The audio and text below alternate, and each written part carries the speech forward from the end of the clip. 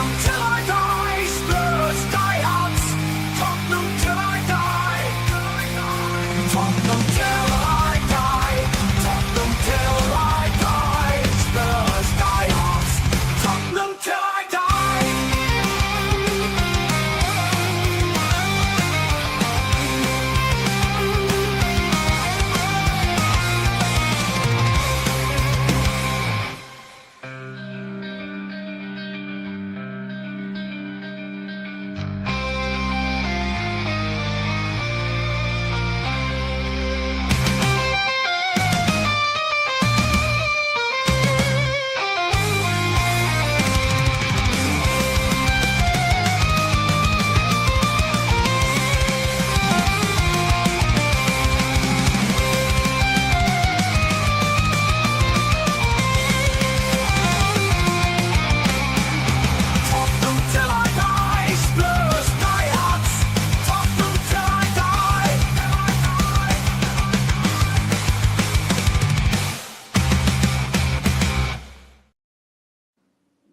Hello and welcome to the Tuesday edition of Spurs Diehards Tottenham Till I Die.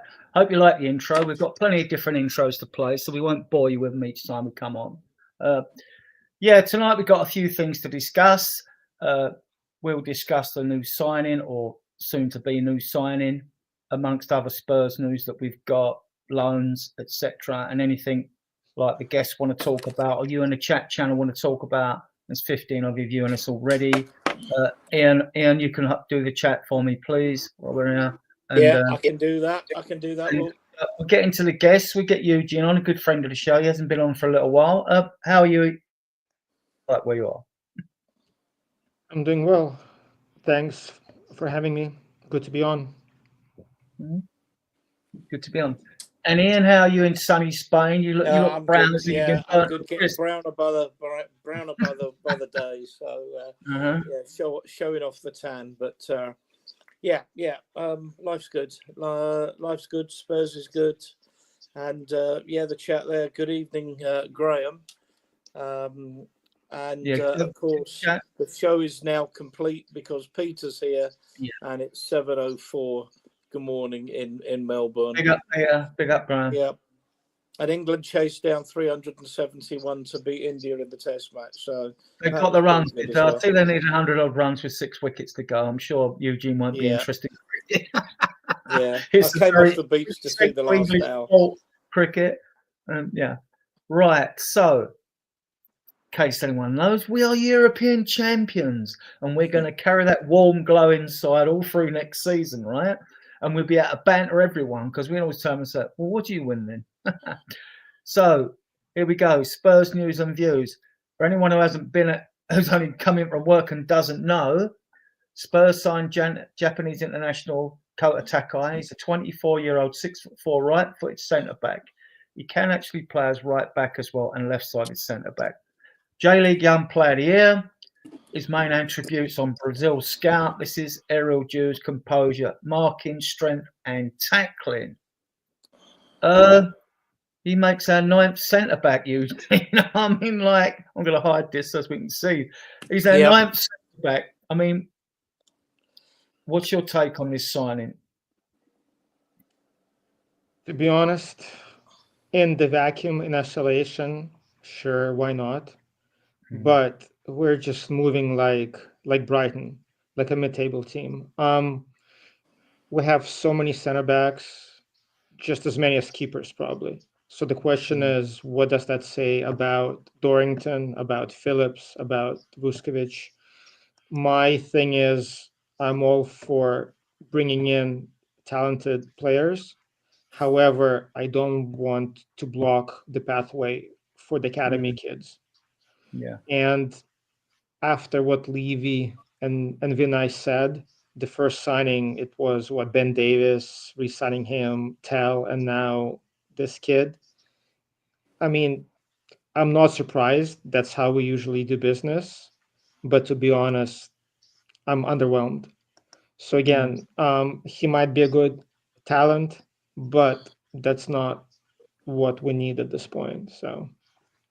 Yeah, and there's no downside with the amount of money because no downside. I've heard Eugene, and I've read a lot of stuff on social media. The kid is £5 million. He's already an international at the age of 20.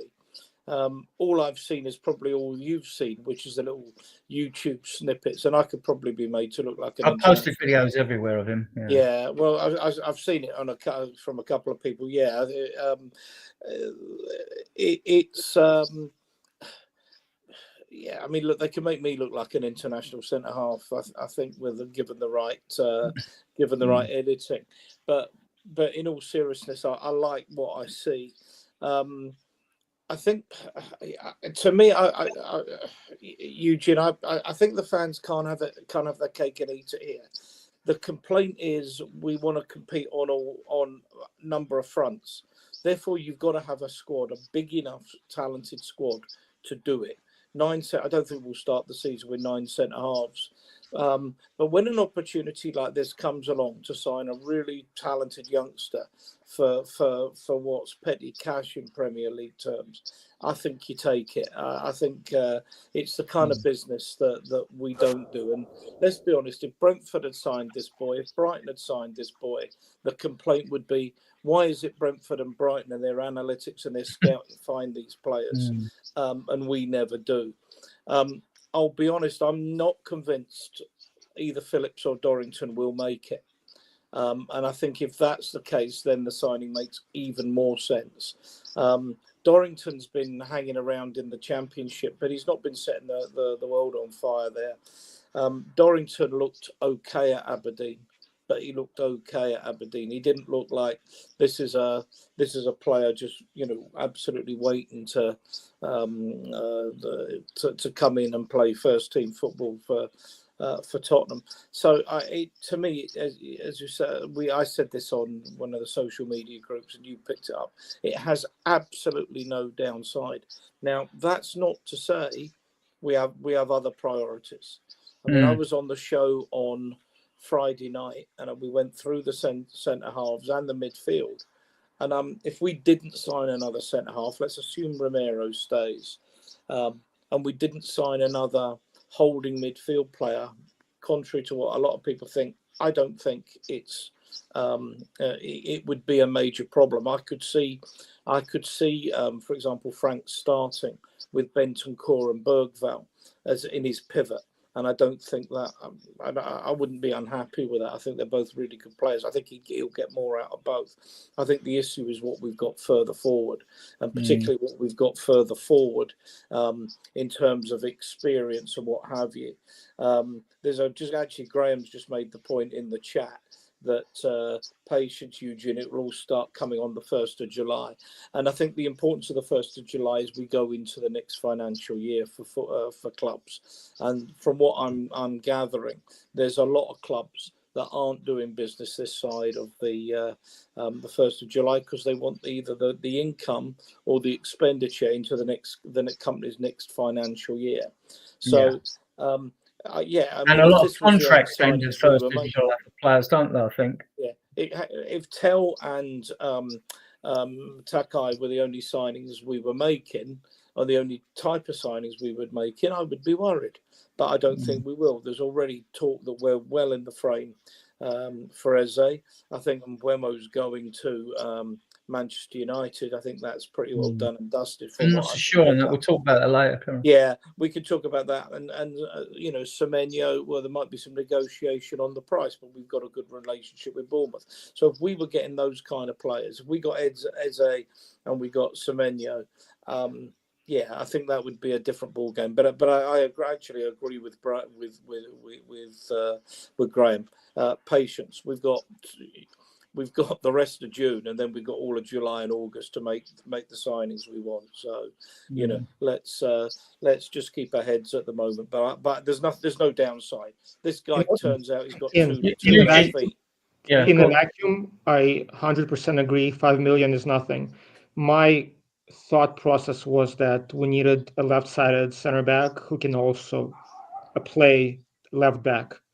And especially if you consider our squad composition with a homegrown issue, I'm just not sure. Look, we had, with the keepers, we had, 5, 6 keepers, and we signed Kingski. Did we need him? I'm not sure. With Gunter, with Keeley, and now with the center backs, with the homegrown issues. Again, in the vacuum, good signing. I have no issues with it.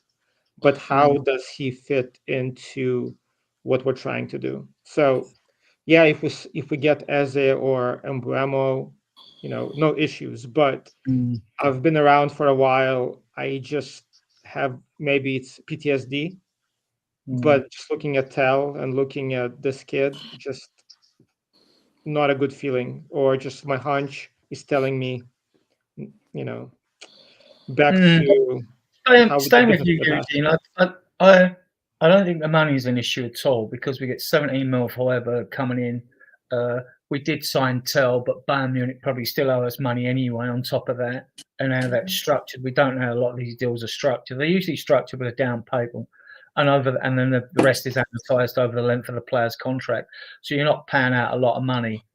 The problem as Spurs fans is we're impatient for oven-ready signings that walk straight into that can walk straight into the first team. So we want a squad of at least 18 out of that 25 that you're happy with any of them that are playing, And regards to the other cheap players we've bought in, well, Bergvall, your doggy, Vicario was only 17 mil. I mean, and the average age of that squad's about 24 when you look through the list of names and all that. And there have been a lot of those players were bought on the cheap. Sarr as well. I mean, a lot of them bought on the cheap. Mickey was a bit dearer. Obviously, Romero was dearer, but and Solanke was. But yeah, most of them are cheap. But we want oven-ready players now, don't we? We want the ones that we've been strongly linked with. I actually think there's so much noise around him. I think he wants to come, but I think we're more focused on getting Embuemo first, trying to beat Man United to that point. Because if we get him, if you know Eze's coming and you can do the deal, because he's with the same agency, BA agency, as a lot of Spurs players are, and all that. And he's been tapped up enough times before. Go on, Eugene. I'm just saying, like, if you just look at our center backs, we got Dragoshin, who's hurt, but he's coming back in a few months. We got Danso. Vuskovic is going to be ready maybe in a year or two. So, I know we're accumulating talent, but if you look at the top teams, they buy talent, but Liverpool, City, the top teams, they also have a pathway for the kids from the academy. Otherwise, the best talent, they're just going to leave if there's no pathway. And that's why I was concerned about getting Tell, because he could be potentially blocking Mikey Moore. So Tell is not ready for me to start this season. He's the one for the future as well. So the question is, if Sonny leaves and we don't bring anybody on the left-hand side and only Tell is there, that's an issue. But if Tell is the one for the future and he is blocking Mikey Moore, that's an issue for me as well. So I just don't see a clear plan, as far as what the club is trying to do. I don't think Mikey Moore's ready. I wouldn't be surprised. I know Adrian's the biggest Mikey Moore fan on the planet. I think from what I saw of Mikey Moore, he needs toughening up a bit. He needs minutes. I suspect a loan deal somewhere might be ideal for him. I think he made about 19 appearances last season. Admittedly, the minutes didn't add up to a lot, but he got a lot of match day experience anyway of being with the squad. Yeah, but I mean, I just what I see, I just think he's a little way short of being a full-on starter. But sorry, my anti-Mozzie stuff's just a little bit out of control. So sorry about that. But this is the point I think some fans need to get their heads into. Levy said, I want to compete on 5 fronts, on all 4 fronts anyway. One game for the Super Cup doesn't really count. So if you've got that, you've got to have a decent squad of depth. And in all fairness, you can't have 25, 30 full internationals, full internationals who are sit half of them sitting in the stand on 150,000 pound a week. You've got to have a balance. And as I say, I think you're absolutely right, Eugene, about, and they've said the policy is not to block the path to the first team of some of the young talent coming through. And I think Mikey Moore will be a first team player. I just don't know that he's going to be a first team player, a regular first team player in the coming season. He's already got a Europa Cup winners medal. He's got time on his side, and I think he can sign a longer contract, can't he, on his 18th birthday, Adrian? Yeah.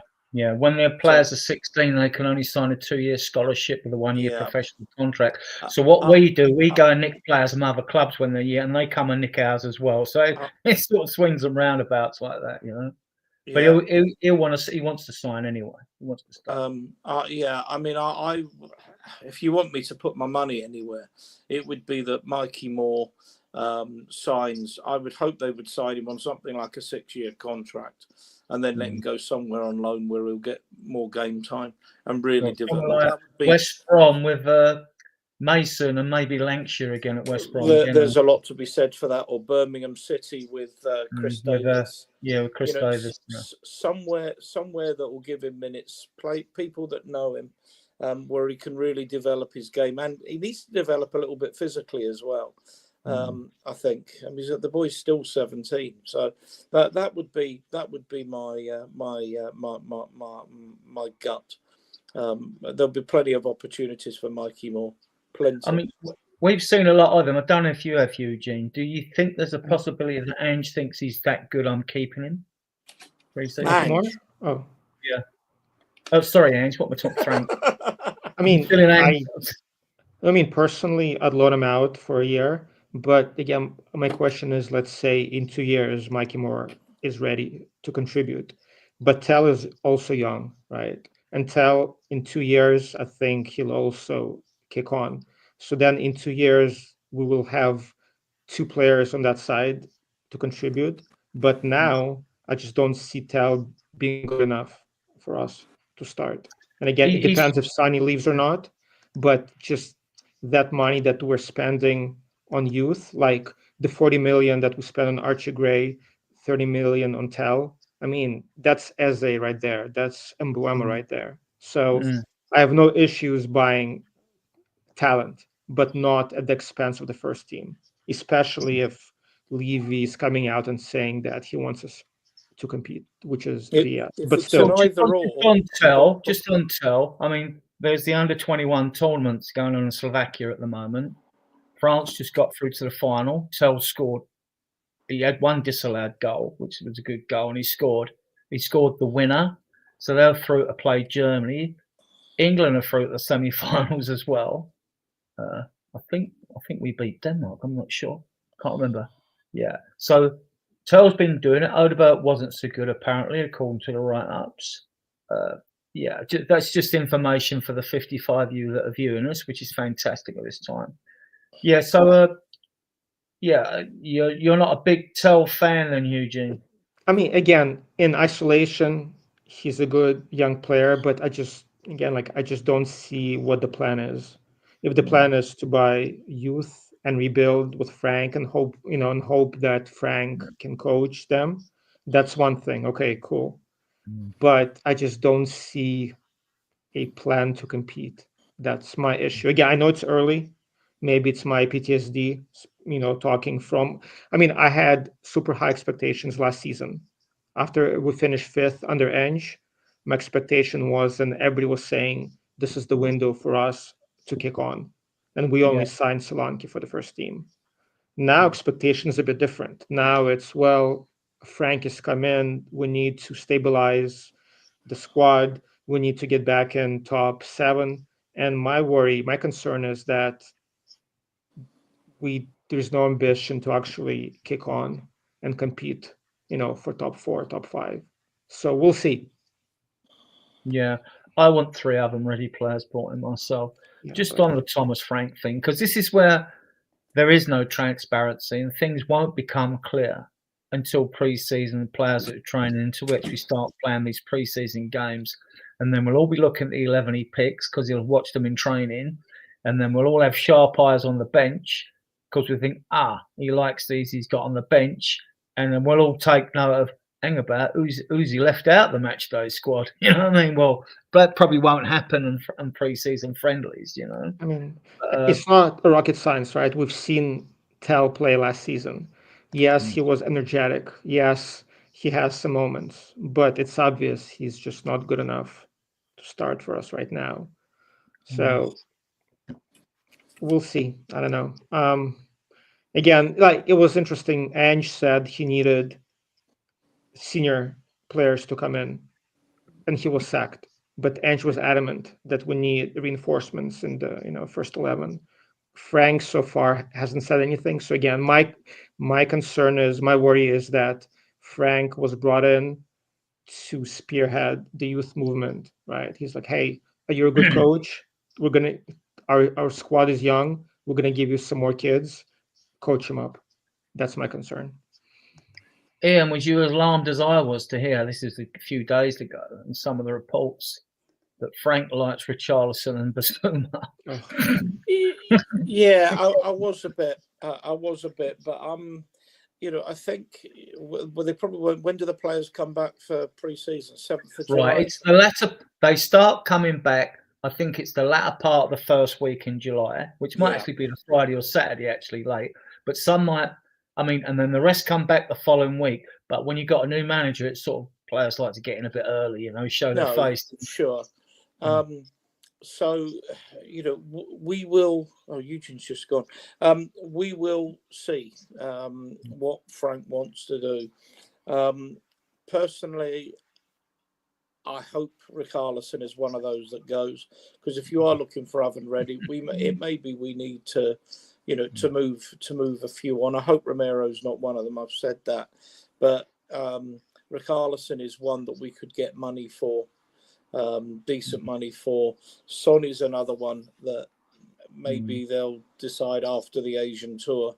Yeah, he's not leaving before that he can go, and there's money for him, and that will free up money to bring in the oven ready players. What about now? Because it just come to me today. What about now that we're getting this Japanese centre back in? Do you think Davis might be sold now? Then Good question. I don't know. I'm not. The thing about Davis is he gets a hell of a slagging for football reasons I don't understand. There's players, unfortunately, Spurs has always been like that. There's always been somebody that's not fashionable, if I can call them that. And Davis probably isn't fashionable. He's not a pretty player. He's just a good, honest pro, but he's better than a journeyman pro. He's an a decent international, but there's always one. I'm not sure. I personally, I'm not unhappy that they gave him the extra year. I also think that he's somebody that I think would be absolutely superb around some of these young centre halves, coaching and doing his badges. And I think players like Vuskovic and Takai, Phillips, Dorrington, if they remain at the club, can learn masses from somebody like Ben Davis. Yeah, selling him might be a bit awkward because he'd be on about 80 grand a week, and then to get a fee if it was a Champions League club, I don't see it happening. I don't see it happening. So I think he will stay and see his year out. This Frank, another conversation. He was going to. The noise was going around that he was going to block the loan of Ashley Phillips. This was before we got the Japanese guy in as well. So that's a bit strange. I mean, Phillips has smashed it at Stoke. They've been a nightmare this last season, like we were. But he's got loads of good reports. Phillips has. And knowing Frank, I mean, he was with Johan Lang at a Danish club, Lindby, before he was at. I know he's at Brøndby and all that, but Frank worked with the Danish youngsters, so he's worked with a lot of youngsters. And being at Brentford, Eugene, because Brentford haven't got all the money in the world, he would have been constantly looking at the data analytics and looking at loads of youngsters to bring in Brentford, because we didn't know who Mbuema was, we didn't know who Vissa was, we didn't even know who Ollie Watkins was, before that. It's without Norgard, who we're rumoured to be linked with as well. 31, right? People might scoff at it, but you think, well, if it's for a season or two, if we can't get the defensive midfield we want and we get Norgard in for a season or two, I'm all for it if it's going to make it, if it's going to improve us. So I'm not. That doesn't surprise me then that he would want to block a move for Phillips. If he does, he must have seen a lot of him and he must really like him. Good evening, Ben. Good evening, Ben. Yeah, so I'm not surprised. I mean, this Japanese silent guy, he's definitely a Johan Lang signing. I mean, like, he got VDV in, didn't he? Got Bergvall, and he got all them players out on loan. He got the sale of Højbjerg. You know, Gill will go under him as well. You know, so he's taken a bit of stick for the fan base and all. But I was always playing the wait and see game with Johan Lange, and he's probably had a big say in getting Thomas Frank to this club because they're both Danish. Yeah, so I'm not surprised if we bring youngsters in, but we need at least 3 of them ready players to me. I mean, I would love it if we're delaying Eze because we know he's coming, if it's one of them, go hard out. I mean, apparently the noise is we're trying really hard to convince Mbeumo to come. I mean, he comes to the best stadium on the planet, the best training ground. He's got his ex-manager there, so you know he's got nothing to prove. And the wages and the fee we can match. So if the attraction is Man United just because you support the club, I know they've got a better pedigree than us, but I don't get it. I don't get it, Eugene. Do you? It's the wages. I don't think we're going to match the wages. I mean, I think United are going to give him 200K a week plus some incentives. There is no way we're going to give him that much. I think for 80% of the players, if not more, it's all about the wages. We can match the transfer fee for sure, but the wages we never do. So that's going to be an issue. The noise about the wages, apparently it was on about 50 grand a week at Brentford, and he wanted 3 times the amount of his wages, which is about 150.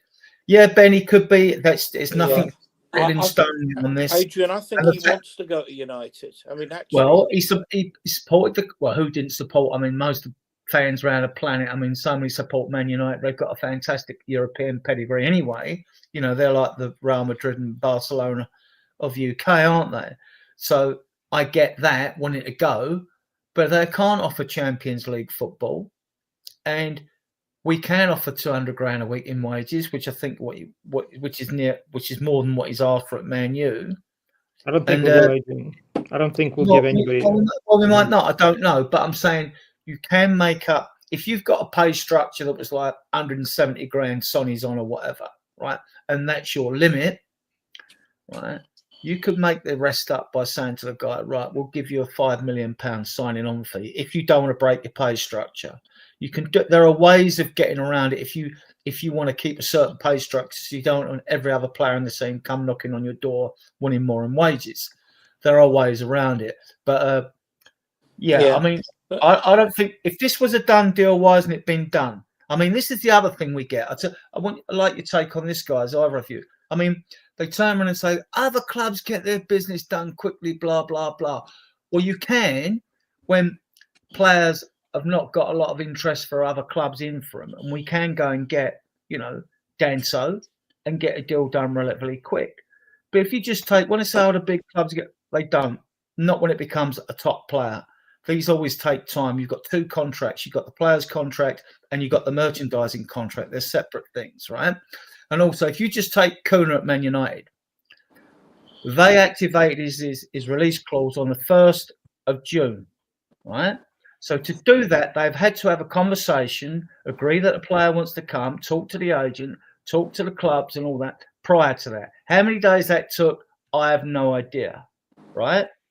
But I do know they signed him on the 12th. So that's 12 days. So it ain't like snap, you get a signing done like that. It doesn't happen. It can happen when, it's a little known player or a player that not many clubs are interested in, and selling clubs not trying to get an auction going. But it's not all instant. Having said that, I want to see us get at least a couple of players in the next 2 weeks, because when players are back for training, that's when you want them. So you don't think we're getting Mbeumo, Eugene? No? Oh, yeah, it doesn't matter. Either of you. I wanted to pick up what Ben says because I'm 100% with him on this. That as particularly as Ben may not have been watching when I said I thought Sonny might leave the club. We were talking about Richarlison as well. That Richarlison hopefully will go. But yeah, that Sonny after the Asian tour may well accept an offer to go abroad, and Ezzy's the perfect replacement as far as I can see. Yeah, I'd be playing him off the left, but in fluid systems he can come into the middle and interchange with Maddison. But I think Eze, Maddison, Johnson, Kulusevski, I'd like a Semenyo or someone like that, someone with real pace on that right hand side, because that's what we lack a little bit. And I think then we really would be cooking with gas. Absolutely think we would. Ian, I had a question for you. Sorry? Let's assume we get Semenyo or Emblemo or somebody, a pacey winger. Where do you see Kulusevski? Because honestly, I like him as a player, but I just feel like he doesn't really have a position. He can be a 10. He's not a great 10, but he's not a winger because he's too slow for a winger. So is he an 8? I like him, but I'm not sure if we get who we want. Where does Kulusevski fit in? That's my question. That's a really great question, and I'm not sure he does. I Exactly. can't quite work. Ian's not a fan. either. I like him personally, and I like what he brings. Just I don't see where he fits in. If we get who we want, it gives you 100%, etc. I think he's one of those players, and it's not always a popular opinion. I've not been able to work. What has he been with the club 2.5 years now? And I've not been able to work him out either. You know where he is, where he should play, and what have you. He's one of those players. Again, if we're looking to sell to buy, he's one of those players that, in my opinion, I think is dispensable. I think if you were looking to find money for say an Eze and a Semenyo, he's one of those players that I think I might turn around and say, do you know what? If we could get some decent money for him, take it. I mean, if he can be a 10, I'd rather sell to Maddison because I'm not a fan of Maddison, but Maddison suits, obviously, he's more of a 10 than Kulusevski. So that's a tough Well, one. on there, it's interesting you two having different takes. I'm a big fan of Kulu. He's one of my favourite players. But that's fair enough. Other people not keen on that's fine. But Thomas Frank will play Maddison as a 10 because he likes will play Kulusevski as a 10. He'll also play Maddison though. He might play him a bit wider or whatever. And the reason I say that is because he likes a hard-working 10. Damsgaard in Brentford played as that 10 up there. Very hard-working 10. So that is perfect Kulusevski territory, basically.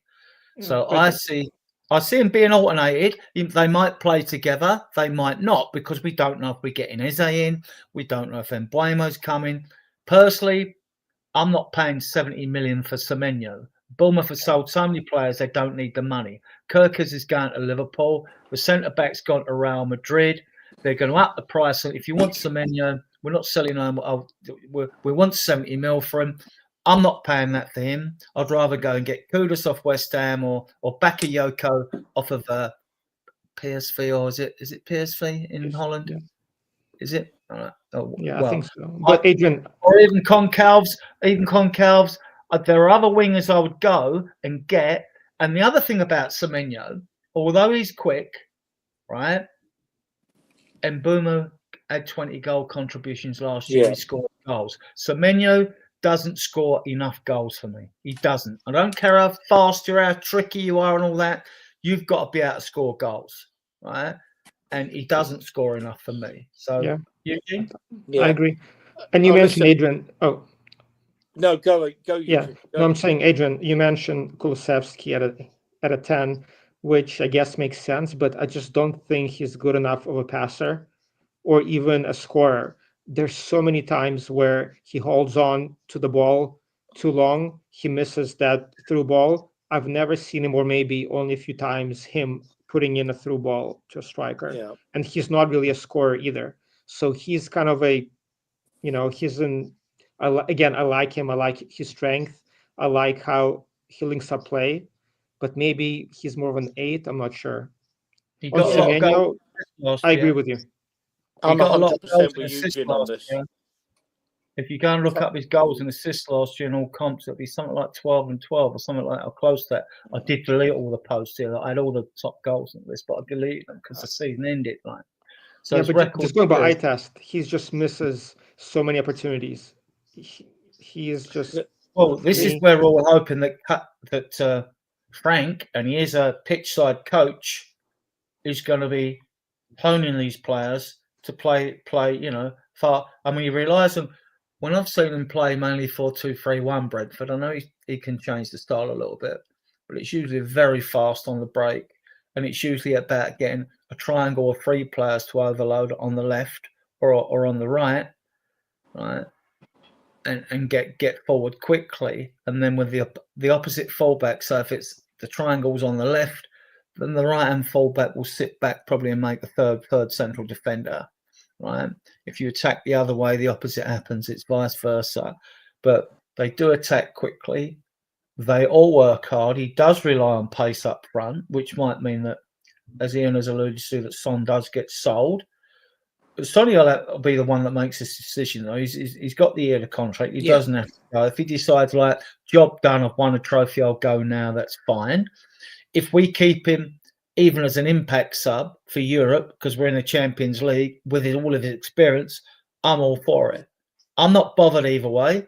I mean, he stays or goes, but the player should be respected. It should be down to the player. It shouldn't be forced out if the Saudis come in with a 25-30, because he's never chased the money, and he's sponsored by every South Korean company on the planet, basically. So he's never going to want it, and he's never chased the money or wages. So, rumours about Galatasaray and Fenerbahce, and rumours about Saudi, and no. Not them. Well, I think There is they're one thing, anyway. Adrian, Sorry? and Eugene, and the chat, is that this is another signing. I know it's not a major signing, but this is another signing that's completely under the radar. That's no one has heard about or got wind of. We're being linked with all kinds of players again, some good ones. I mean, if you could give me Mbeumo and Eze, I would be the happiest man on the planet, because I think those two, left and right, would just absolutely be fantastic for us. But there'll be somebody, maybe even more than one, that there's been no speculation about until there's an announcement. Because we seem to, Lange in particular, seems to have a unique ability to get all of his business done without anybody knowing what he's doing. Quite a skill. Yeah, I think the fan base will get a bit more pissed off if this happens before we get another ready player in. Because I think there's every chance that. Hang on, I'm putting that back up. Sorry, can I put that back up? Yeah, just go on. Before. Yeah, that's something that I think. Well, this is just before we move on. I know you want to move on, Adrian. That's fine. But no, it's all right, King Model. That's fine. We're both making that point. I think he's neither. I think the expression I used when I talked about it on a show a couple of weeks ago is he's neither fish nor fowl, and that is the problem with him. He doesn't fit into any. The thing is, we've got an idea. We know how. I mean, I've looked at Frank's tactics. I've watched videos of him. I didn't know nothing about him before. So, and I'm sure you guys have as well. And we've got a fair idea of what he's going to do, but what we don't know is how he's going to utilise the squad. We don't know that yet. And what further complicates it is we don't know who's coming in either. So, and as a new player comes in, suddenly the permutations, they just grow exponentially, because like suddenly when we play Football Manager, it's like even picking a team last year for certain games with the squad we have, when everyone's fit, it's a hard pick at times, depending whether you're away at home and who you're playing. So it's not easy. But I can see us getting one of these two in. Dennis Sirkin was an academy play. He went to Sunderland. He's a left back. He went to Sunderland, and his now sell-on clause there, which we had with him, is expired.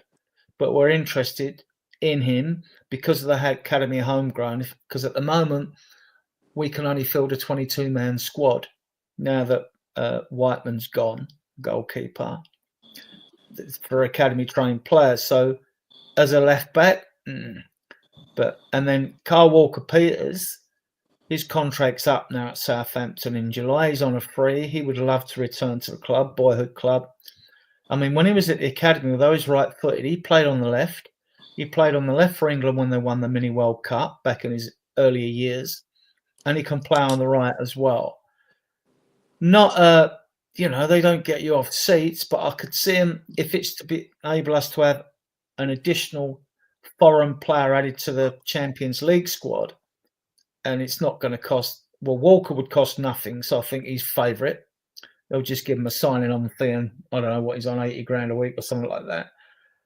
I can see this happening though, just to give us one more, because if we're looking to bring in Xavi Simons and Bueno or Semenyo, those players are going to want to be in a Champions League squad, Eugene, aren't they? And we're going to need as many spaces as we've got. Oh, for sure. I think this is a no-brainer bringing one of these, to be honest. I think it has to be done. I don't think we've got a choice in the matter, to be honest. Yeah, I think it's going to happen for sure. And honestly, I'm fine with it. I just don't want to see 7 keepers on the bench like last few seasons. So that's a fair comment. As the backup left back, and honestly, I mean, Van der Ven can cover left back as well, even though I'm not a proponent of it, given his injury history, but he can cover left back. And if we bring in Sirkin or KWP, I'm okay with that, just given the circumstances. Yeah, how much would Kirkin cost? Well, he's younger, you see, so there's an attraction there because of his youth. I haven't watched his videos. I haven't watched any of his videos. I would go back.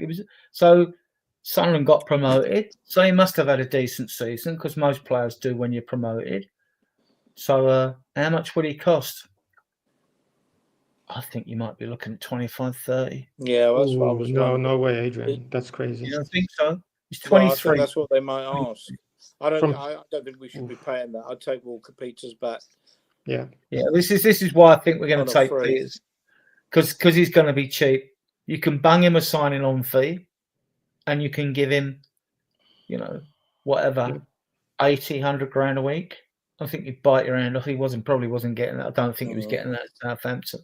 So, but then, so interesting when you mentioned the Champions League squad. If you look at our defenders, obviously Romero, if he stays, Van der Ven, Danso, Dragoshin's coming back. So the question is, with the new kid, is he going to make, the Champions League squad, Takai? Because we have, 5 defenders or 4 center backs? That's a good point you bring up, and we'll stay with you, because last season we brought Tell into the Europa League squad. We brought Danso into the Europa League squad, and we brought in Spence, because we kicked out Werner. Dragonson was injured, and Kinksky had to sit out, and that's struggling to fit. If it's this year, if we go for the 23, 8 of them are homegrown, right?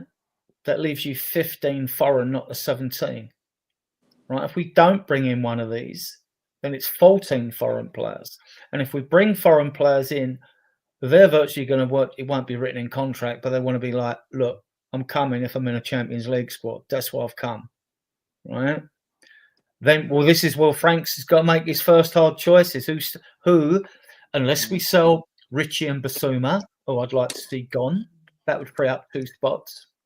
And that's why Ben Davies doesn't fit, because Ben Davies, he's not homegrown and he's not good enough. I think after 2 or 3 years you are. I wouldn't swear on it. Is he? Yeah. Ben Davies? Dyer was classed as Portuguese, as a foreign player as well when he was at the club, because he did his early years in Portugal. So was Davies, because Wales was different on UEFA. Eugene, can you hear me? Who's that? Can you hear me, Eugene? I can hear you. I think, Ian, I think you froze. Sonic's frozen. Adrian's frozen. Oh, right. We're okay. No, I we're think. good, Ian. I think it's you. You and We're I are good. good. Adrian looks like he's died in his sleep there, but he's back. Am I? Well, I'm Adrian's moving back. here No, on my I camera. think Adrian is good. It's Ian. Ian, it's I you. think it's your end, Ian. I thought you died in your sleep, Adrian. No, I'm fine. You're frozen in front of me, but me and Eugene were animated. Oh, something went wrong with the stream then. But we're all live now, I think, aren't we? You need to put a new mosquito in the meter. Yeah. Mhm. Yeah, so that's complicating the issue. Like, and like I say, so towards the latter in the first week of July, so we've only got less than 2 weeks. We really need to get a move on in this transfer window. I mean, we're talking a move week on. now. It's the 24th today. So Yeah, it's the 25th. 30th next It's the Monday, and then 25th they're of the talking future, about players coming back on the 5th or 6th of July, the latter end of the first week in July. So it's not quite 2 weeks, but it's like 12 days, whatever. So he hasn't signed for Man United. I mean, he must be back he was in Canada watching the Grand Prix in Ontario and Buemo, wasn't he? So unless he's still on holiday, which he could be. I mean, he wants to. I think the issue is the Man U have no money right now. They can't get rid of Rashford. They can't get rid of Garnacho. I just think they have no money at this point. And I think he's waiting for them to sell somebody. Yeah, I think they've got to sell a few. I think Villa have as well. Yep. Garnacho with an option. Oh my! For some reason, a lot of people think that's absolutely stark-raking bonkers. But that boy has got something. It might be he's got too much attitude, and they'll know in the game. Yeah, that is one issue. That's rumours, isn't it? Might be true, might not. If we're gonna get, if I'm going on record, if we sign Garnacho, I'm stopping. I'll be out for a year at least. I'm not going to follow Spurs for 1 year. Yeah, I don't want him. I don't want him because, like, when I've seen him, he's been on the left. We don't need someone on the left if we're looking at he's a head case. Like you say, we got Tell there, Mikey Moore. If he's going on loan or not, we don't know. So we're right on the left. We want someone who's good on the right. So at the moment we've got Odebert and Johnson, and Johnson isn't really a winger. He's more of an inside right forward, which Frank has been known to play 3-5-2. So we'll wait and see. Yeah, so that's that now. Banners. So actually, I had a question for you guys. With Dragoshin, when is he back? Is he back in December? So we don't have to register him for Champions League squad the first time. January. Right? Till January. Okay, so he can be added. Yeah. In January. Okay. Yeah, so he could be left out. Yep. Then once he's fit and up and running, then it's a question of like fitting him in. By then, his agent will have tried about 28 times to get him moved to Real Madrid or where he reckons he's going to play for them. He's got another thing coming, right? But the interesting thing is, if Frank is going to play back 5 or back 3, right?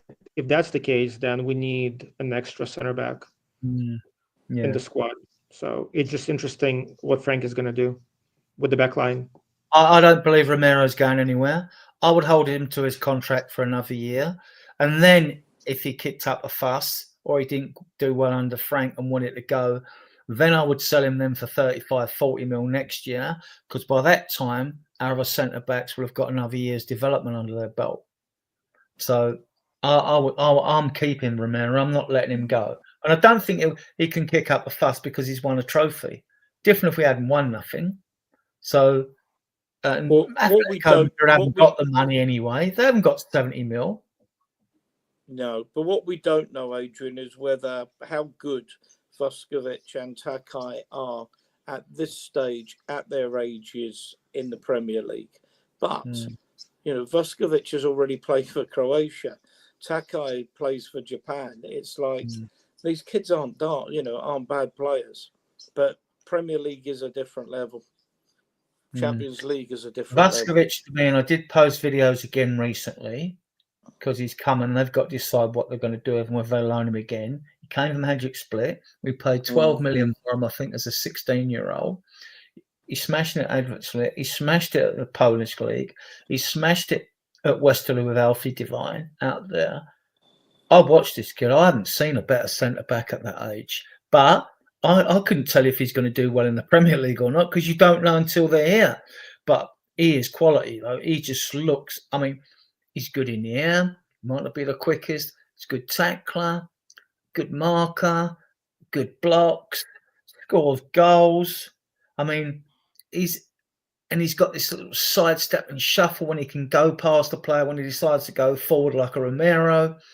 And, his interceptions are good. I mean, he just looks a generational talent to me. The description you're giving me is, and I'm too young to have seen him play, is of a young Duncan Edwards. That's what you sound like you're describing.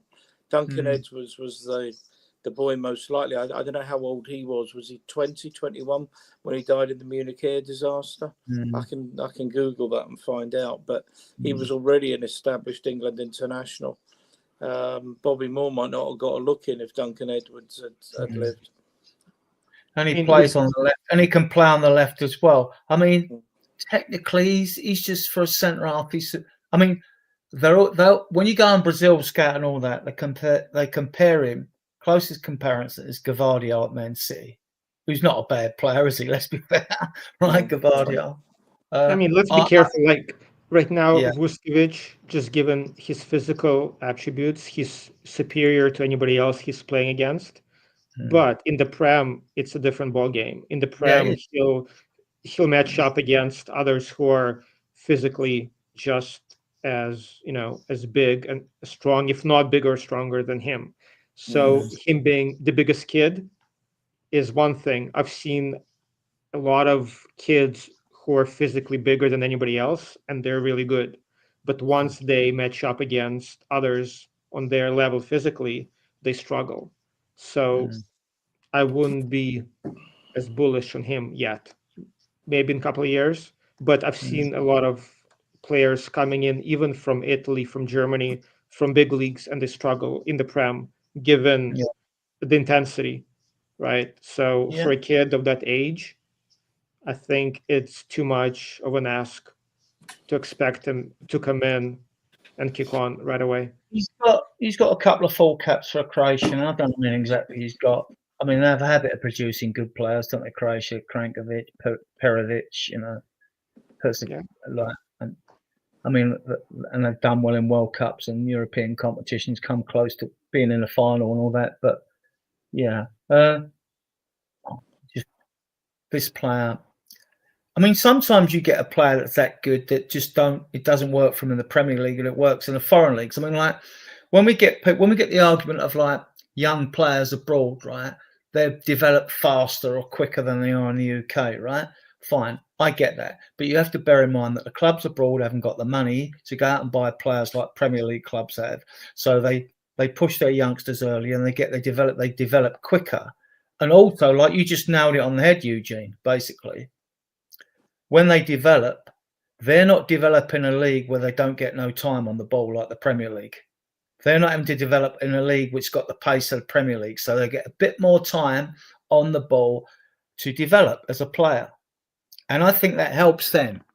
I don't think it helps our players having to develop in the Premier League. When you're pitch side or you've been to the games, you actually see how fast it is. And you've got that time on the ball. Right. It's a different league. When I listened to Zlatan speak about different leagues, so he said, Spain is very technical, Italy is very tactical, and Prem is all about power and speed. And that's why you see players like Anthony, De Bruyne Hill, players who are good in other leagues, or Vincent Janssen. I mean, countless players that we bought from France, who like NJ or whatever, who didn't account to anything. Other leagues, they're not the same. So you might be a success somewhere else, but in the Prem, it's a whole different level. So it is. Yeah, it is. Ajay, he scored a nice 1-2, didn't he, against Elfsberg when Scarlett scored the first, he scored the second, and Mikey Moore scored the third when an academy player stepped up. He's going on. Yeah, I was wondering what's going to happen to Ajay and Donnelly. Are they going out Right. on loan again, or I wonder what Donnelly.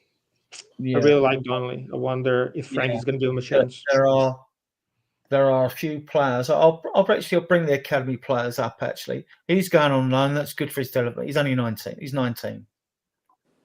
Let me get the academy 21s up. Right. This is where we talk about squad pathways, Ian, if you're not frozen. You got Keeley, who was with Donnelly at Leyton Orient. Keeley needs another loan, I think. We're not sure of goalkeepers. You've got Gunter out and Weldstone as well. Phillips was at Stoke. Rumours is that Frank likes him. Might want to have a look at him. We don't know what's happening with Japanese. We don't know what really is happening with the centre-backs, really, until we see a few pre-season games. Dorrington, he's technically the better out of than Phillips. He's better on the ball, plays left-sided. Vaskovic play left or right side. He's just quality, in my opinion. George Abbott smashed it at Notts County. He's like midfielder, centre midfielder, DM sort of midfielder, can slot into the back four. How old is he? Abbott, probably 19. He was captain of the under-18s. When they moved him into the under-21s, they made him captain of the under-21s as well. Then he got a loan. Craig Matthews was at Mansfield. I think they'll sell him for 200 grand, 250 grand. Tyrus Hall, he's the next thing to sort of like a ball-carrying Gascoigne type player. I've seen him. He's one of those. He's in the game. He looks fantastic. Where he's just not involved. Yeah. But he's a talent. They wouldn't be in this squad if they weren't a talent. Let's put it this way. Yeah. Callum George Abbott's still 19, Adrian. he's still 19. Alusasi, he's another midfielder. Cam at 10. Devine's at 10. We know lost a year of his development at Portsmouth when he was there with Ashley Phillips because they changed managers who didn't fancy him. That's why he ended up going to Westerlo with Vaskovic. Donnelly, this kid, he came to Spurs as a striker from Northern Ireland, and Wayne Burnett converted him to a number 10. He's got a killer pass, and the kid's got such good vision. I don't know if some of you would have seen some of the goals he scored for Orient, and his vision to put the through ball through to players. Scarlett, see him as a 17-year-old, was best player on the field. He's going to have a career. I don't think it's going to be at Spurs. No. Always scores when he goes away with England. He will have a career as a striker. He'll get goals and he'll have a good career in football. Lankshire's another one. He, in the under-21s last year, before he got that loan to West Brom where he didn't get much game time, he scored 23 league goals, and they're all conquering season when they won both competitions. Over 30 goals with what's the name? Yeah, I like Lancashire. I like him as well. He's a natural finisher. They say he's the closest in style to Harry Kane, but that's a big call. But then he blotted his copybook when he scored against Galatasaray away and then got sent off. Right? So I don't think that impressed Ange. Takai, I don't know what we're going to do with him when he comes in. Whether he's just won an opportunity signing, whether he's going to be part of the squad or be given a loan. Because we brought Yang Min Hook in and we give him a loan, so I haven't got him mentioned here. So Yang Min Hook's going out on loan again. Let's be fair about it. He is he's done okay at QPR. I don't think if I've missed anyone out that's good. I'm not sure. Guys, we think most of these are going to get loans, aren't they? I mean, Donnelly, I'd like to see him, and Lancashire, I'd like to be in the squad with Mikey Moore, because if you're going to bring them in the squad, you bring Mikey Moore in, as far as I'm concerned. I'd like Donnelly, Lancashire, and Vaskovic and Moore to be part of the squad. But Vaskovic would be foreign, so he might even get another loan. But it depends if he impresses. Yeah. I think a couple of these are gonna be leaving the club. I think Matthews will leave the club. Or Dorrington. Divine, yeah, not sure. Donnelly, I'd like to see given time. Well, basically given some time pre-season. Some of these, of course, are going to have to be squad players for the Champions League, though, aren't they? So that's something else. Yeah, You if you've can't been with the forgot. academy 2 years, it's 2 years for the B list. You can go on the B list as a 21-year-old. This is why the likes of anyone who doesn't know who's watching, the 82 that are watching, listening in or watching, that's fantastic on different platforms. That's why Bergvall and Gray can't go on the under 20 B list, because they've not been with their academy for 2 years. That's why they have to go in just the homegrown list instead for the seniors. And Mikey Moore can now change in the dressing room with the first team squad as soon as he's 18, because before you're 18, you're not allowed to do that under the Child Protection Act in the UK. It's an interesting thing. It sounds a bit, Cheers, Graham. sounds a bit I'm not older. gonna You be know, far you think it'd be behind you. 16 or something like that, me personally, but I'm all for child protection anyway. But I'm sure we all are. Yeah. So I think a lot of these I think Keeley will be loaned. He could be sold even. I mean, like Gunter's out of Wealdstone. I've put him in, and I like Gunter as the goalkeeper when he was with the all-conquering under 21s. We could sell. I mean, I think Frank will know some of these players. He'll watch them because of Brentford he bring in youngsters and unknown players that have come good. I think he'll know, and you'll know a lot of these. He studies. I mean, I reckon he spends about 70 hours a week on like watching football and tactics and stuff like that. He's a workaholic, so we'll see if he fancies any of these. You know, he might pick one out that totally surprises us out of all of these and keep them. But Vuskovic, Lancashire, Donnelly for me with Mikey Moore. If you're going to keep, you've got to keep one or more of those four, I think. Lancashire as a striker, but he didn't get much game time at West Brom, and maybe he'll go back there again because now that Ryan Mason's there, Ryan Mason knows him. I can see us loaning players to West Brom, and as Ian alluded to earlier, Birmingham. You know. So Abbott's an interesting one, especially as we needed the midfield, right? He is a leader. So yeah. So that's the youngsters, unless you two got any more comments on them. Now, we've got, before we get to the fixtures, which I've got a list of. Yeah. Right, Adrian, Adrian, it's gone midnight here, so as I said to you, I'm gonna leave it here. Okay, mate. I will catch up with you, no doubt, soon. Friday, we're at Fridays. We're missing Sundays at the moment because with the transfer window, you're not going to have anyone signed on a Saturday or Sunday, right? That's why we're going out Tuesdays and Fridays at the moment. We'll get back to 3 shows a week when football starts. Yeah. All right, Eugene, thanks for coming on. Cheers, everybody in the chat. And thanks for the spot, Ian. I'll catch you later. Big up, Ian. Eugene, if PSG play the way they did again, winning the European Cup, we'll get absolutely battered. But there's a couple of rules to take in consideration. Yeah, they're in the World Club Championship in America. I don't know if you're following it. I'm not, right? I mean, I might get interested when you get to semi-finals or finals and see who's there. Hope PSG there, because I want them players tired by the time they play us. And I think there's a youthful rule where you have to rest players after so many games or something. There was something alluded to, or players are entitled to time off after, like normal people are entitled to holidays if they go and work for people for so many days a year. But players are entitled to have their time off and have their rest prior to a new season. So we may see. We're not going to see the full strength PSG side that thrashed Milan. It's not happening. So yeah, I mean, it might be just a glorified exhibition game. The question is, if we win, I heard somewhere, if we win that, do we make the next Club World Cup, or what do we get out of it? Those are money, but there's that Club World Cup. It's been very on and off. It's been a hard fixture to fit in. I don't think we'd be in it. Yeah, it could. it might look, if we win it and if Frank wins, it'd be nice for him to start with a trophy, right?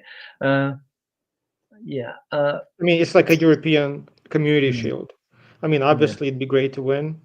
Yeah, it depends. But even if you look at PSG's youngsters, I mean, they're really, really good. So, Yeah. um, I mean, we'll see. yeah. Prior to that, though, this is the first thing. Though. Prior to that, Luton versus Spurs, Saturday the 20th. Tickets on sale 1st of July. That's at Luton. If anyone's watching on a different platform, they want to go. I think Luton are selling tickets then. I don't know if Spurs are selling tickets or if you've got to buy them at Luton. I don't know. I've not got into it. We'll learn more the nearer the date comes up. But obviously, there is rumours that we're going to fit in. Let's find the banner. Spurs to arrange an additional pre-season game. So there is the noises like last season.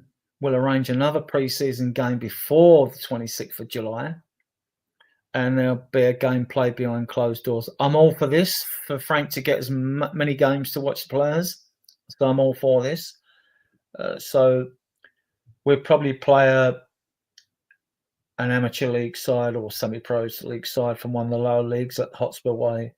We did it before, behind closed doors, where Ange can use as many subs as he wants and have looks at players and things like that. So there's that.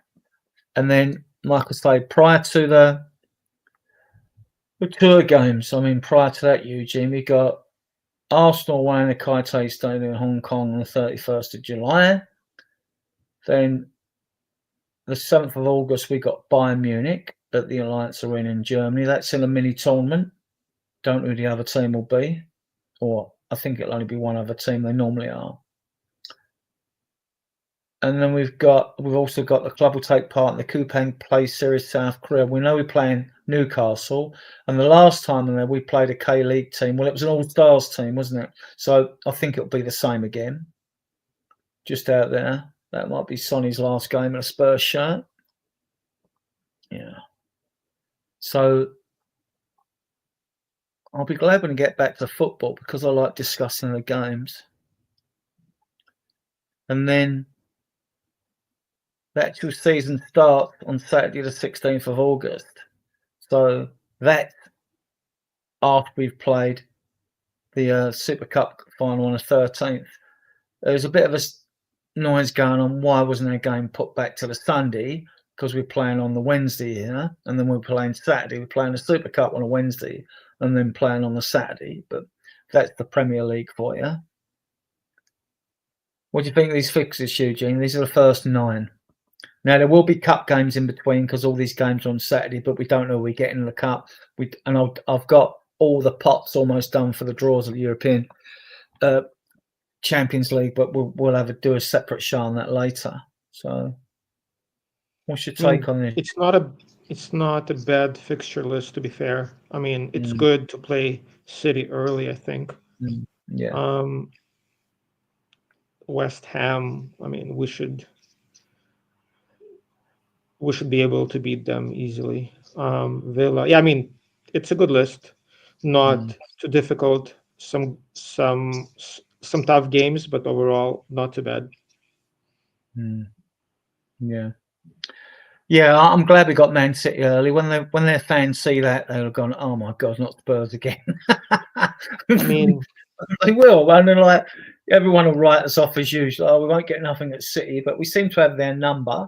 I mean, it's not that they don't beat us there; it's just that throughout the history, we've got a very even record with Man City: wins and away games, wins at home. Yeah.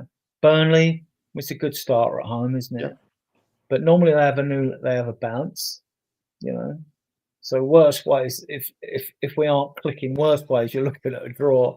But we normally smash Burnley every time. I mean Burnley. But if you look at it, it's not too difficult, but it's not easy. Outside of Burnley and maybe Bournemouth, every other game. I mean, it could be all those games are tough games. Wolves, for some reason, Wolves do well against us every single season. Just like we do well against Man City. For some reason, the Wolves have our number. Leeds, yeah, that should be an easy game. Villa is tough, and Everton away might be tough. So Yeah, um, the it's thing with like there are things that work in our favour a little bit here for Frank. I mean, Burnley, of course, first game, our squad's going to be really up for it. Confidence, you've won a trophy, belief, and that'll all be in the squad. Expect us to beat them. Man City away, I'll expect us to get a point. Bournemouth, as you say, but they've lost players. They've lost the centre back to Real Madrid. Kirkes is going to Liverpool. I don't know who else they're losing. I think there's been rumours in other their players, apart from Semenyo. And mate, he's still, yeah. So West Ham, well, they can't play any worse. I mean, they finished above us just, but I mean, they can't play any worse than last season. If they lose Kudus, if he goes, that will weaken them. They're not. Have they done any business in this window yet? I don't know if they have. Brighton again. On their day, it's very gonna be a tough good. game. Yeah.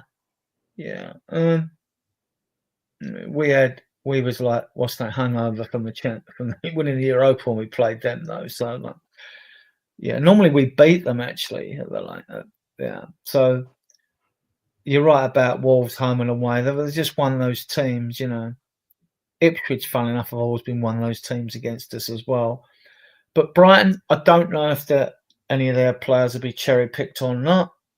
You know, Bournemouth are having a few of theirs stripped. Leeds, yeah, big up Jess on the Leeds panel on another chat that we go in. A lot of Spurs fans go on her channel, JSY. But don't know what shape they'll be in. We don't know if they'll have Manor Solomon then or not. Here's another one. Villa, we always do well against Villa at home. We always seem to do well against them. Everton and Man City and West Ham are the three teams that we got the most win records against in the Premier League. I think it's Everton first, then Man City, and then West Ham. But I could have that order wrong. I don't think it's a bad start. No. But if you lose one of these games straight away, confidence gets drained and fans start getting toxic. There's that. I mean, I think it all depends on their business. If we do good business, even if we lose a game or two early, the fans will still be fine. If we don't do our business, one loss and all hell is going to break loose. So yeah, we got Scott Munn's now on gardening leave apparently, so obviously he's leaving. But He was on gardening leave before he came to us. I mean, he must have a fantastic garden. That's all I can say by now. Green fingered Scott Munn, I should think, right? yeah. Uh, Goodbye, Scott Mann. Thanks yeah. for nothing. Well, there is a little bit of a competition that that Spurs Kings with Ash and Marlon are running. We run an excellent channel. I don't know if I go in the comments and find the link I put up earlier. It's here, I think. Yeah, and this link here takes you to the form. Those of you in the chat, the 89 of you that are viewing us at the moment on various platforms. We have been nominated in 2 categories. So please go and vote for us, but also vote for others there. You'll see other podcasters that you like. Go give them a vote as well. You know, they're all the regulars, Irish Hotspur, Shawnee will be there, Sean Butler and that. Although I don't think he cares. I don't think the podcasters that have got all these thousands of subscribers are that bothered about this, to be honest. It's not the national awards one. It's just a bit of fun. But, you know, we're a fledgling group. We've been going for an hour, for a year, sorry. And as we've been going for an hour, it's a good time to plug the channel. We can't see it, but in the bottom right-hand corner, you'll see a subscribe button. If you like the content, please go and subscribe to the channel. There are memberships are open if you want a membership. There's 3 types. You can have a look if you want a member. You can find us on XCOM under, hang on, let me put it up. There's the banner. That's where you'll find us on XCOM, X Twitter, as it's written there. So you'll find us if you want to subscribe. We do have 2 Facebook channels. We have a Facebook group with 14,500 members, and we have a Facebook page with about 300 members because the videos go out there.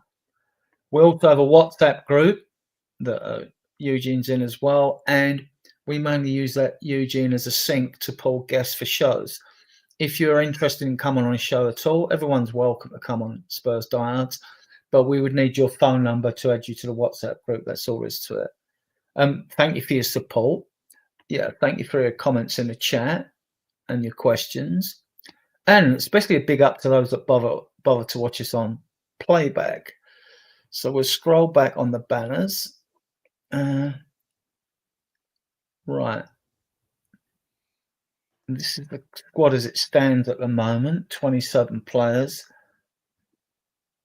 Venom, Kinski, Oskin, 3 goalkeepers. You have your Doggy, VDV, Kuti Romero, Vuskovic, I think he's going to be added to the squad. Danso, Dragson, Spence, Porro, Gray, Saar, Lolo, that's Bentoncourt, Bergval, Madison, Kulu, Son, Solanke, Johnson, Oliver, Scarlett, Mortel, Betts, Ritchie, Ketsu. That's 27 if the Japanese guy is added to the squad, and if Vuskovic is brought into the squad as well. And that's without any additions. So I think we really need to sell Ritchie and Basuma. But that's only my opinion. If Frank does like them, well, he's the one who's got to do the juggling act, So I'll go. Let's go on to I'll go on the contracts, because this is interesting actually. Because Romero's contract is 2027. So is Ritchie's, who I would like to see go. Mikey Moore will get one in August on his 18th birthday, or prior to his 18th birthday. Alfie Devine as well. I think all these are going to be given contracts. Simple the reason, if they don't ever make it through the squad, Eugene, we're going to sell them and make some money on them. Yeah. And they're young. Charleston has to go. I mean, I really hope he's not going to wait it out and then leave on a free. He might. Well, he's got 2 years. He could dig his heels in because you've got the World Cup next year, and then there's nothing the club can do but not play him. If he's not playing, he won't get in the squad. So you can always threaten him with that if you want to go hard, right? But the room was that Frank likes him. Well, and he mentioned about Basuma as well. But to me, I just think Basuma's like a cat with 20 lives. He's had more than enough chances. He's not for me either. Yeah. But we'll see. This is the thing. There's so much there's such a now 2028 contracts are Madison, Kulu, Porro, Vicario, Spence, Solomon, Phillips, and Ajayi who's going out on loan. Even if Frank has a look at Solomon, I think we got more wingers than Nando's chicken, haven't we? You know what I mean? At the club, I still think unless Solomon does something outstanding pre-season, I think he will go to Leeds. 20 goal contributions there. They love him. I think you get 20 mil from him. I mean, that's cheap for any player now, even an average player, isn't it? So cost us nothing. I don't see Solomon staying, do you? I don't see it personally. It's the room. Where'd you find room? This is the thing. Oh yeah, no, definitely Solomon. I mean, with Solomon, I don't really put stock into his stats in Championship. I mean, if you look at Somerville, if you look at others, they all have great stats that don't really translate into the Prem. Plus, for political reasons, I don't see him coming back. And honestly, he's just taking up a spot that hopefully somebody like Eze or Embuemo would take. So he's out for sure. There was what I consider a false rumour of Solomon going to Marseille, but Solomon is Jewish extraction, and Marseille's demographic is mainly Muslim. So I don't see him going there. And we don't do politics there anyway. We just mention that just as a fact, in case you hear a bullshit story about him going there. Yeah, he'll stay at Leeds. Yeah, I think it'll be Leeds. Yeah. And these we haven't got to worry about any of these. We haven't got to worry about any of these. As much as some fans are Marmite on Brennan Johnson. These are to 29. Brennan Johnson, Van der Ven, Odebert, Brandon Austin, Donnelly, Velez, Dorrington, Lancashire, Callum Alusasi. I think Velez looks like he might be going back to Rosario in South America. Hopefully. I think the club actually want to sell him. I actually would loan him because I think if we're not going to get our money back, loan him. If he does well, his value goes up. You only paid the wages. You might make a bit more money on him. But I don't know. I don't know what happens. To be honest, I mean, he doesn't really have a future at the club. You've got Lancashire, Mikey Moore, and others. I mean, at this point, I'd cut my losses, extra 5 million. I'd just get him off the books, and just use that money to spend on somebody else. Yeah. We took a chance. It didn't work out. Just cut your losses and move on. So most of our players near young are tied down. These are the 2030 contracts. Solanke, Archie Gray, Udogi, Saar, Danso, Dragosin, Vuskovic, Yang Min Hook. I think Yang Min Hook goes out on loan. Maybe back to QPR for another year, who knows? Vuskovic, I'd like to see him brought into the squad, but I think the foreign issue might mean that he's left out and gets another loan. Yeah, Dragosin, I think, I'm glad we signed Danso. Dragosin, I think he'll just be left out of the squad. He's got to prove his fitness, so he's going nowhere. And the others.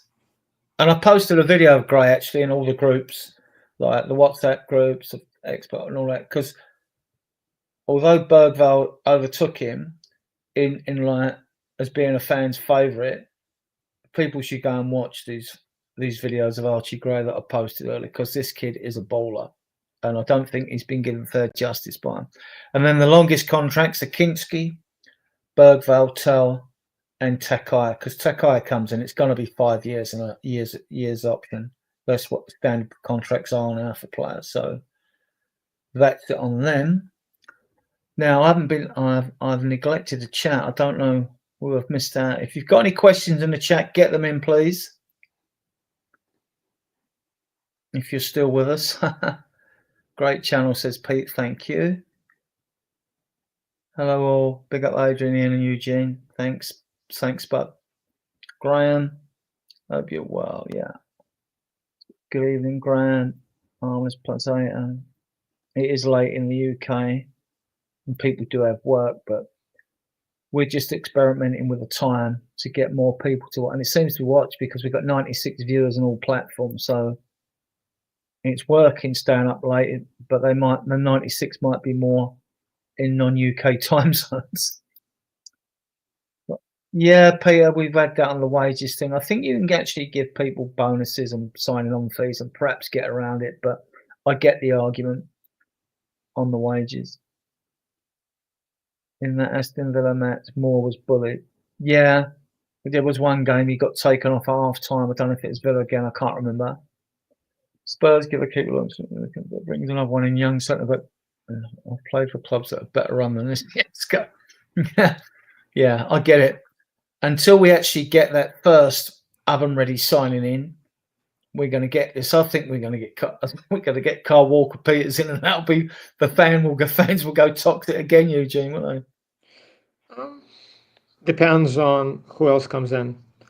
Yeah. If we sign Eze, then nobody's going to care about anything else. Everybody's going to be happy. Or if it's Mbeumo. I wanted him last year in Dorgu, the left back who went to Man United. So I'm just going through the chat. Yeah, well, the next PR blunder is probably just around the corner, Ben, in our club, right? And yeah, that's not written in stone yet. I don't know if he's back from holiday, though. He was in Canada for the Grand Prix because he was interviewed out there. So I don't know if he's back. And that's why when I've heard all his on-off stories, I went, hang about, you're talking about Buemo. He's not even in the country. All right? So I mean, I hate the transfer window. I've got to be honest. It's like, you know what I mean. So yes, I agree, Ben. I mean, he's one. I think he's one player that unites about 85% of the Spurs fan base. There might be some that don't fancy him. There's always you always get that. Sakai in Japanese translate to expensive. Hello, Milton. Big up, Milton. Don't think there's too fast about if he's leaving Brent. He's going because Quinton. Yeah, his wages though. There was talk about 3 times his wages to about 150 grand a week. Well, we can match that. Okay. Yeah.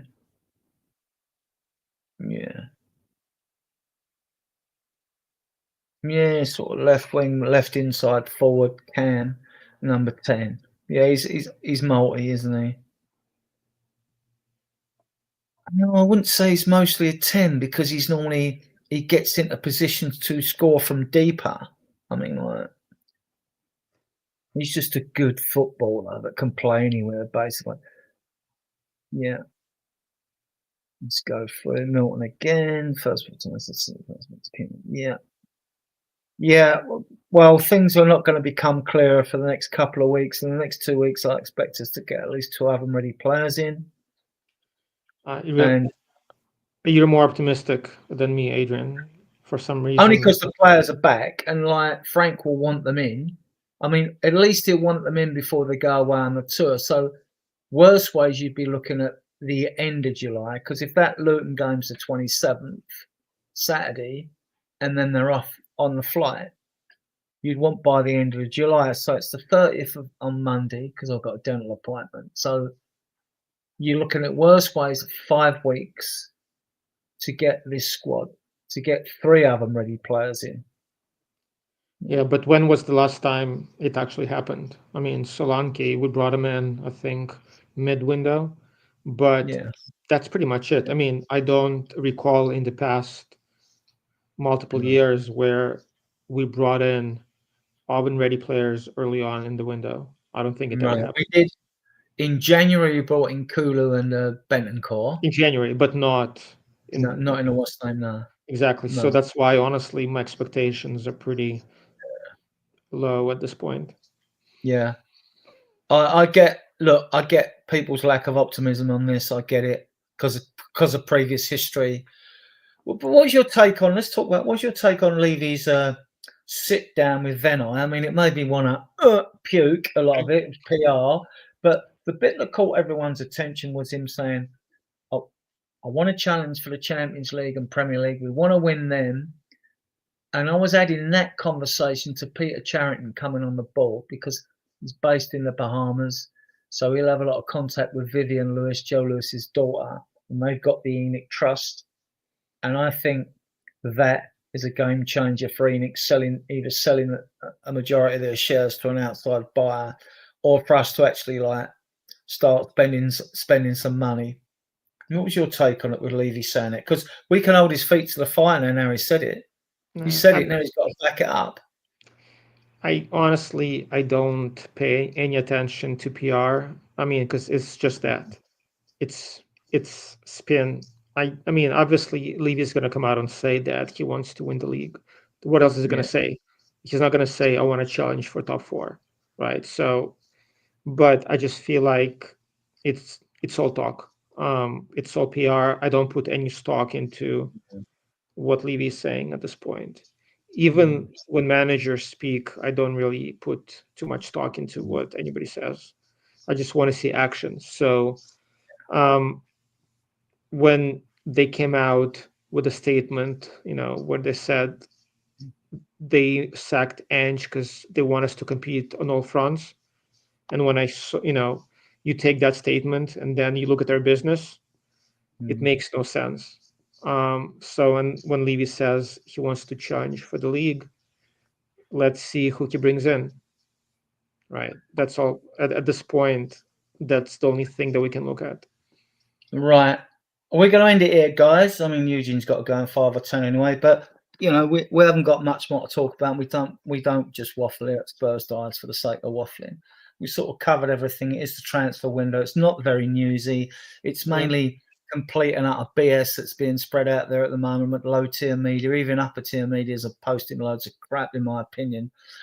We'll only know what's really happening when players are actually holding a shirt up for us. And this is only going to get worse because the window doesn't close until September the 1st, which is about two weeks into the new season. Yeah. So I want to thank Eugene for coming on. I want to thank Ian. I want to thank you, all you viewers on various platforms. There's 96 of you viewing us. We hate to leave you when we've got so many good viewers on different platforms here. Yeah. And yeah, thanks for the questions. Thank you for your support. Like I said, if you like our chat and our channel, you'll see the little YouTube button in the bottom right-hand corner. Click that to subscribe. We do offer memberships. If you want to bring a membership, we'd be grateful for your support as well. Yeah, big up for all of you watching us on playback. I'll see you in Eugene in the back channel for a minute, and I will play you out with this. Lost and until